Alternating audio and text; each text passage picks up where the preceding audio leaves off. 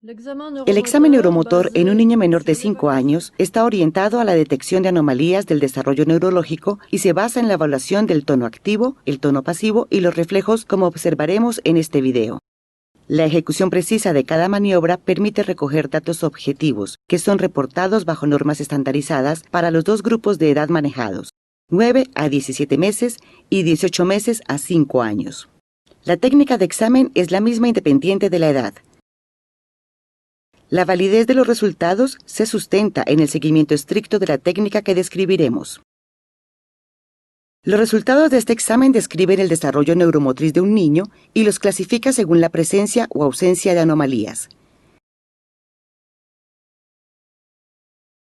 Esta clasificación sigue siendo descriptiva y evita recurrir a un diagnóstico interpretativo. El método aquí propuesto incluye guías para la recolección estandarizada de los datos y la utilización de un formato resumido para encuestas epidemiológicas. Primero veremos un examen realizado en tiempo real en un niño con desarrollo normal. Él es Sebastián, de 1 año de edad.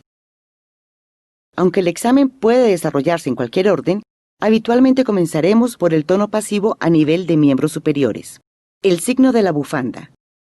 Después, el tono pasivo a nivel de los miembros inferiores, el ángulo de los abductores, el ángulo popliteo, el ángulo de la maniobra talón-oreja. La dorsiflexión del pie, lenta. Enseguida, rápida. Otra vez lenta. Y nuevamente rápida.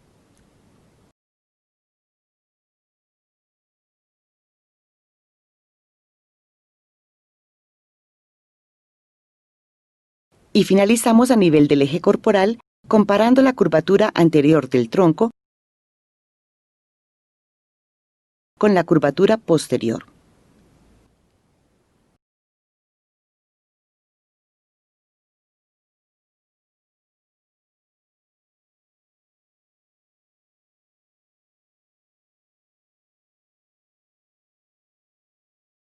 Enseguida se evalúa el tono activo.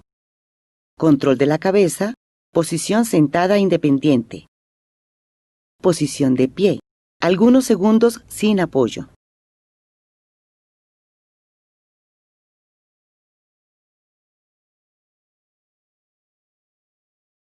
Las respuestas de protección están presentes. Reacción a la pulsión lateral. Y paracaídas.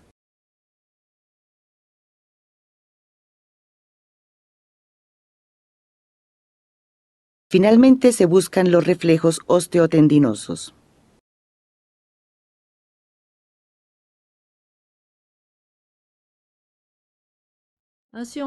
Así, en algunos minutos tenemos suficiente información para afirmar que el desarrollo neuromotor de este niño se sitúa en el límite de lo normal. Ahora vamos a mostrar cada maniobra en detalle. Empezaremos por el tono pasivo. Un desplazamiento segmentario es hecho por el observador. El niño permanece pasivo. La extensión muscular y de ligamentos es evaluada por la estimación visual de un ángulo o de una curvatura. Primero, la maniobra de la bufanda. A nivel de los miembros superiores. El niño está sentado frente al observador y éste lleva la mano hacia el hombro opuesto. En este niño, el codo sobrepasa claramente la línea media del cuerpo, lo que es normal. Cuando el codo no alcanza la línea media, esto indica una hipertonicidad moderada.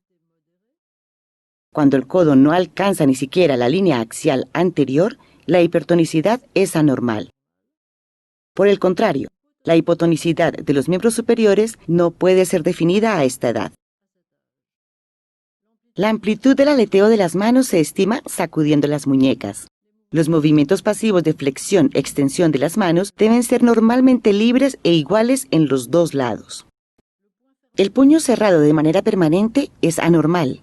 Cuando el pulgar se fija al interior del puño y ningún movimiento espontáneo de abducción es observado, la situación es anormal y se describe con el término de pulgar abductus o pulgar cortical. Para la evaluación del tono pasivo a nivel de los miembros inferiores, evaluamos primero el ángulo de los aductores. El niño está acostado con los miembros inferiores mantenidos en extensión. El observador pone sus dedos índices a lo largo de los ejes femorales y busca obtener la mayor apertura posible. El ángulo global es evaluado visualmente por el punto en que los dedos índices se unirían. En caso de simetría derecha-izquierda, esta es visible pero se percibe más como una fuerte resistencia. Un ángulo inferior a 40 grados, zona roja, indica una hipertonicidad severa. Un ángulo de 40 a 110 grados, una hipertonicidad moderada. Todo valor superior a 110 grados es aceptado como normal y las variaciones son muy amplias. Para la maniobra talón-oreja, los miembros inferiores extendidos se levantan al mismo tiempo y se llevan hacia la cabeza. Cuando los glúteos comienzan a separarse del plano de la camilla, el movimiento se detiene. El ángulo talón-oreja queda representado por el espacio recorrido por los miembros inferiores entre el plano de la camilla y la posición final. Un ángulo inferior a 100 grados, zona roja, indica una hipertonicidad severa, muy anormal. Un ángulo de 100 a 110 grados, una hipertonicidad moderada, y la zona normal, nuevamente muy amplia, de 120 a 170 grados. Para evaluar el ángulo popliteo, se flexionan primero los dos muslos lateralmente sobre la cadera y una vez las rodillas fijadas, las piernas se extienden al máximo. Un ángulo inferior a 100 grados, zona roja. Indica una hipertonicidad severa. Un ángulo de 100 a 110 grados indica una hipertonicidad moderada. Y la zona normal es muy amplia, de 120 grados hasta la línea recta. Para la dorsiflexión del pie sobre la pierna se evalúa la respuesta al estiramiento de tríceps. Para incluir en esta búsqueda no solamente el sóleo, sino también los gemelos. Se debe hacer la evaluación con los miembros inferiores estirados. La flexión del pie sobre la pierna se hace 2 veces, primero lentamente y luego rápidamente. El ángulo de medida es mostrado aquí en azul, normalmente de 70 grados o menos. De 80 a 90 grados indica una hipertonicidad moderada. De 90 o más grados indica una hipertonicidad severa. Si se compara el ángulo obtenido en la maniobra lenta con el obtenido en la maniobra rápida, los dos ángulos deben ser normalmente idénticos y en la maniobra rápida no se percibe ninguna variación de la distancia. Se puede observar 2 tipos de respuesta anormal. Una es la contracción anormal de tipo fásico, en la cual se percibe un bloqueo en la maniobra rápida y los ángulos del movimiento rápido y lento permanecen idénticos. La otra es una contracción anormal de tipo tónico, en la que el bloqueo se presenta al inicio de la maniobra rápida con una resistencia tan fuerte que la maniobra solo puede terminarse lentamente. Estas 2 respuestas son anormales, pero la respuesta de tipo tónico es más patológica. Algunos ejemplos se mostrarán más adelante. Ahora la evaluación del tono pasivo del tronco. La flexión ventral del tronco produce un cierto grado de curvatura anterior. El movimiento opuesto de extensión dorsal no genera más que una curvatura mínima. Por tanto, a cualquier edad, se tiene mayor flexión ventral que extensión dorsal, lo que indica un equilibrio normal como se muestra aquí para las 2 líneas rojas. En esta otra gráfica, el equilibrio está roto porque la extensión dorsal excede la flexión ventral, indicando una hipertonía absoluta o relativa de los extensores. El opistótonos define el grado extremo de ese equilibrio. Una curvatura limitada de la flexión y la extensión no es considerada anormal, y contrariamente una curvatura ilimitada en los 2 sentidos marca una hipotonía axial muy anormal, frecuentemente comparada al desgonce de una muñeca de trapo. El tono activo es evaluado por la observación del desempeño motriz del niño. Control de la cabeza, posición sentado, posición de pie, marcha independiente y habilidad manual. Un control perfecto de la cabeza y del sentado solo se adquiere antes de los 9 meses, como ven aquí. Si la posición sentada no está adquirida a esta edad, puede pronosticarse el fracaso en el desarrollo del tono. La caída hacia atrás refleja el desequilibrio del tronco en beneficio de los extensores. La caída hacia adelante refleja una hipotonía global. Las 2 situaciones son anormales. La posición de pie es adquirida antes de 1 año con los pies firmemente apoyados en el suelo y sin tijera. En caso de desequilibrio del tono axial, el niño se mantendrá de pie con una curvatura del tronco hacia atrás, tipo saludo militar. Los reflejos osteotendinosos se buscan en forma habitual con los dedos o con un martillo de reflejos, excepto para el reflejo rotuliano. Con frecuencia la respuesta puede sentirse más que verse. Las respuestas exageradas son anormales, al igual que el clonus marcado del pie. Se buscan 2 reacciones posturales de protección. Primero, la reacción a la proyección lateral del tronco. El niño está sentado con las manos libres. Se le da un empujón firme lateral a la altura del hombro de un lado y después del otro. El niño debe extender el brazo del lado opuesto para detener la caída. La reacción debe estar presente y ser simétrica. Luego el paracaídas. El observador sostiene al niño como observan. Lo proyecta firmemente hacia adelante y se debe observar una apertura de brazos y manos para detener la caída. La reacción debe estar presente y ser simétrica. Su ausencia a 1 año es moderadamente anormal. La ausencia después de 17 meses es muy anormal. El conjunto de estos datos debe ser codificado y registrado. La anomalía moderada se codifica 1 y la anomalía severa se codifica 2. Luego se registra sobre una rejilla o un formato. A todo lo largo del examen se evalúa la calidad del desempeño motor del niño. De esta manera se estiman las consecuencias funcionales eventuales del déficit neurológico. Como ejemplo tenemos esta bebé, Rosie, que presenta una marcha a los 15 meses y es considerada funcionalmente normal en lo que se refiere al eje de los miembros inferiores. La ausencia de marcha independiente después de los 18 meses se considera anormal. Observen cómo este bebé que manipula objetos pequeños aporta información sobre la función de los miembros superiores. Este niño de 1 año de edad abre su mano. Tiene movimientos de abducción del pulgar. Puede aislar su índice para señalar y manipular el objeto con la punta de los dedos. La zona normal para los valores obtenidos en el examen del tono pasivo es muy amplia.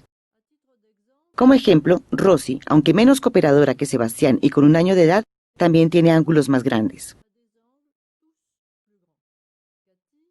Katy tiene exactamente 5 años. Utilizando las mismas maniobras, se puede observar que todos los ángulos son más cerrados que los del niño de 1 año. Por ejemplo, el ángulo popliteo es de 120 grados. El ángulo talón-oreja igual. Y se percibe resistencia a la maniobra de la bufanda, lo que ratifica la necesidad de un segundo grupo de normas para evaluar después de los 18 meses de edad. El equilibrio flexión-extensión del tronco es normal. La dorsiflexión del pie y los reflejos son normales. El aleteo de los pies es frecuentemente difícil de lograr a los 5 años. No así el aleteo de las manos, que es más fácil. Los movimientos de Katy son libres y simétricos. Su marcha es normal. Puede caminar sobre los talones a lo largo de la línea y saltar como lo esperado a su edad. La zona de valores normales es igualmente amplia a esta edad.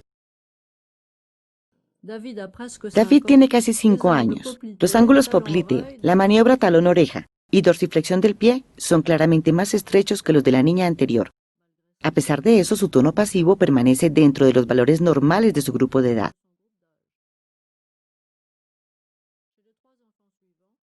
En los 3 niños siguientes, muchas anomalías están presentes. Daniel tiene 19 meses. El perímetro cefálico es pequeño, inferior al tercer percentil. Se observan movimientos involuntarios de la boca y una manipulación de los objetos muy pobre. El tono pasivo de los músculos está aumentado a nivel de los 4 miembros.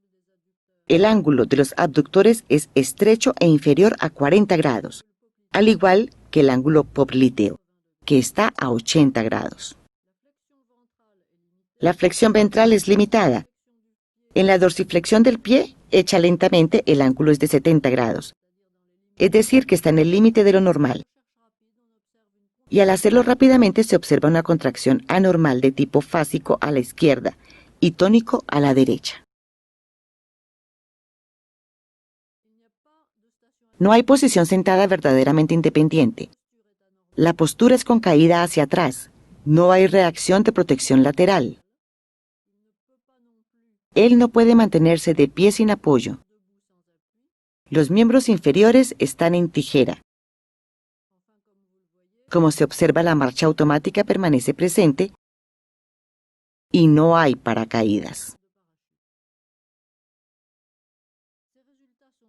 Estos resultados son registrados sobre el formato. Se codifica 1 para las anomalías moderadas, 2 para las anomalías severas. El déficit neurológico es evidente y tiene consecuencias sobre todos los aspectos de la función motriz. A excepción del control de la cabeza, el impacto funcional queda resumido aquí. Carolina tiene 17 meses corregidos. Ella no aceptó ser examinada sobre la mesa, por lo que la examiné sobre las rodillas de la madre. No tiene control de la cabeza. No puede mantenerse sentada y su espalda está encorvada. Las manos frecuentemente muy cerradas y es incapaz de manipular objetos pequeños. El tono de los miembros está aumentado. El ángulo de los abductores es de 60 grados. El ángulo popliteo y el ángulo talón-oreja están a 90 grados. En la dorsiflexión rápida está presente de los dos lados una contracción de tipo tónico, aunque el ángulo lento sea normal. Observen igualmente la extensión permanente del primer dedo del pie derecho, el babeo y los movimientos involuntarios de la boca. En resumen, hay déficit neurológico y disfunción severa. Lorenzo tiene 4 años. El ángulo de los abductores a 130 grados está en el rango normal, pero se observa una limitación marcada de la dorsiflexión del pie. A la derecha un ángulo de 90 grados, a la izquierda un ángulo de 100 grados con una contracción fásica.